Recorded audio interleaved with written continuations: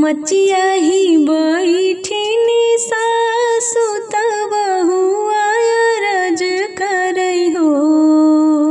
मचिया ही बैठिनी सासु त बहुआ अरज करई हो। सासु आज मोरे लालन की बरहिया पिया के हमरे रोकती हो। सासु आजू मोरे लालन की हो छठिया पिया के हमरे रोकती हो। इतनी बचन सुनी सासु त देवता मनावई हो। इतनी बचन सुनी सासु त देवी से अरज करई हो। हे भगवान घेरी लेत्या कारी बदरिया झिमिकी जल बरसई ललन मोरे ना जाई हो।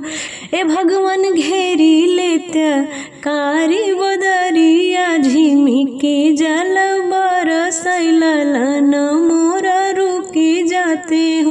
घेरी आई कारी बदरिया झिमिकी जल बरसई हो। घेरी आई कारी बदरिया झिमिकी जल बरसई हो।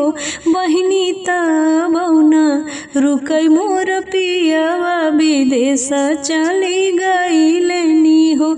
ए बहिनी तबौना रुकई मोर पियवा विदेशी चल गईलनी हो। अंगने में ठाढ़ी जेठनिया त छोटी अरज करई हो। अंगने में ठाढ़ी जेठनिया त छोटी अरज करई हो। जेठनिया जू मोरे लालन की हो छठिया देवर आपन रोकती हो। ए जेठनिया जू मोरे लालन की हो छठिया देवर आपन रोकती हो। इतनी बचन सुनी जेठनी त देवी के मनावई हो। इतनी बचन सुनी जेठनी त देवता के मनावई हो। देवता लई औत्या अनिया तूफान देवर रुकी जाते नी हो। ए देवता लई औत्या अनिया तूफान देवर रुकी जाते नी हो। चले लागे अनिया तूफान तो पेड़ झहराए लगे हो।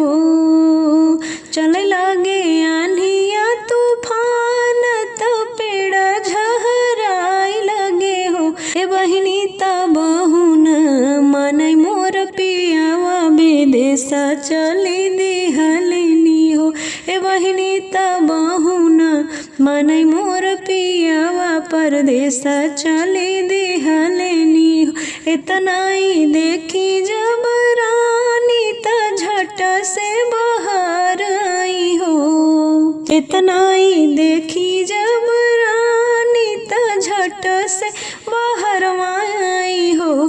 पिया आजू तोहरे लाल की बरहिया विदेश जीनी जाते हो। हे पिया आज तोहरे लालन की हो छठिया विदेश जीनी जाते हो। इतनी बचन सुने राजत झट से लौट आए हो। इतना बचन सुने पियावा त झट से लौट आए हो। धन आजू मोरे लालन की बरहिया विदेश नहीं जाबई हो। ए धन आजू मोरे लालन की हो छठिया परदेश नहीं जाबई हो।